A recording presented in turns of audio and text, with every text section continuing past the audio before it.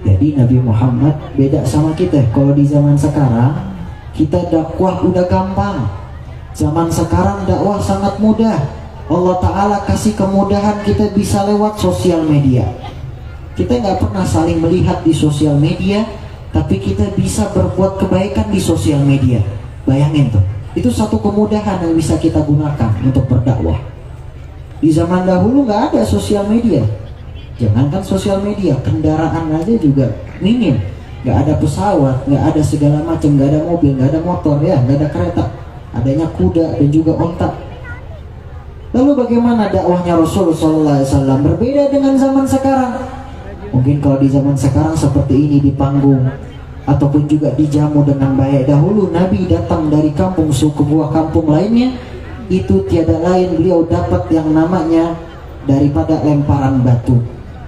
Beliau dihina, beliau dicaci, beliau dimaki, beliau difitnah seperti ini, seperti itu, bahkan diancam. Tapi Nabi SAW tidak pernah yang namanya mundur. Jadi ketika itu Nabi Muhammad itu diperintahkan dari kota Makkah ke kota Madinah, karena yang pertama kondisinya udah gak aman. Nabi Muhammad itu pertama pengen disogok sama orang kafir. Ya Muhammad, kalau kamu selesaikan dakwahmu, gak menyebarkan agamamu lagi, ini dikasih lagi yang namanya harta mau orang kaum kafir. Tapi Nabi gak mau.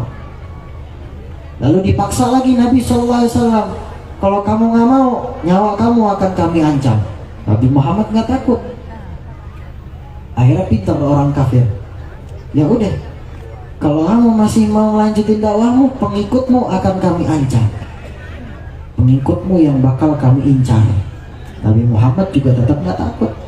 Bahkan pamannya beliau Sayyidina Abu Thalib pada saat itu salah satu pamannya beliau yang paling semangat, yang paling terdepan membela Rasulullah. Pada saat itu sempat yang namanya gentar. Rasul, ya Rasul, udahlah cukup, mulai sekarang tahan dulu. Tapi Rasulullah gak mau. Rasulullah tetap maju. Disitulah yang namanya keberanian Nabi SAW.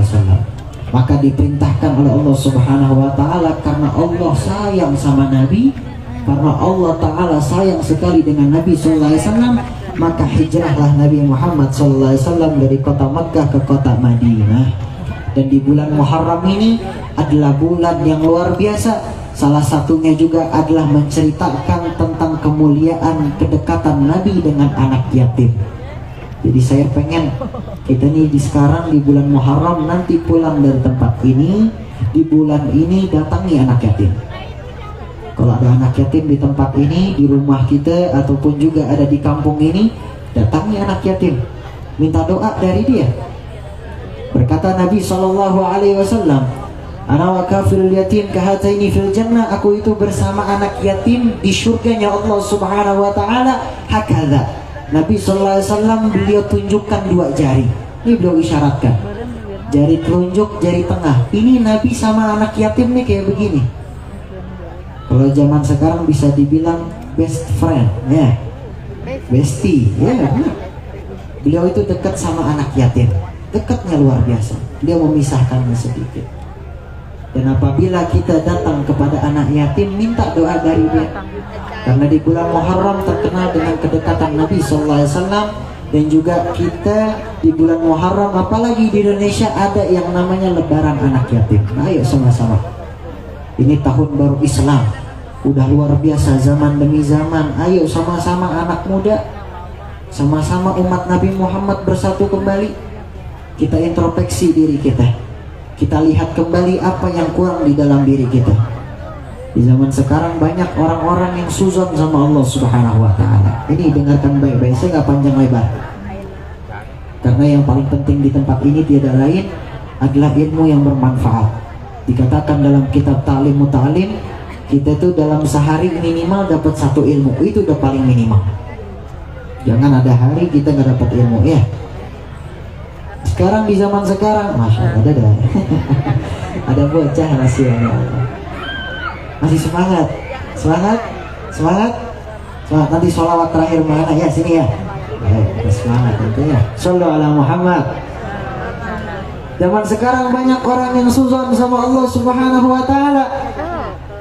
Bukannya introspeksi dirinya, malah dia makin berprasangka buruk sama Allah Subhanahu wa Ta'ala. Ya Allah, kenapa doa saya nggak dikabulin sama Engkau ya Allah? Ada nggak orang di situ kayak gitu? Ada nggak di sini kayak gitu orang? Pasti ada. Nggak mungkin nggak ada ya? Pasti ada. Ya Allah, kenapa saya udah doa 3 tahun, 4 tahun, 5 tahun, 6 tahun nggak dikabulin sama Engkau ya Allah?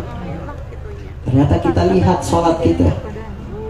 Apakah sholat kita udah baik apa belum? Ada pepatah mengatakan, perbaikilah sholatmu maka Allah akan perbaiki kehidupanmu. Itu jelas. Kalau dalam fikih kita lihat ada rukun fi'li, ada rukun qauli. Apakah benar rukun qauli yang kita bacakan? Apakah benar gerakan kita di dalam sholat itu sesuai syariat? Itu yang kita perhatikan. Apakah benar selama kita sholat, kita ini bukan cuma menggugurkan kewajiban kita kepada Allah, melainkan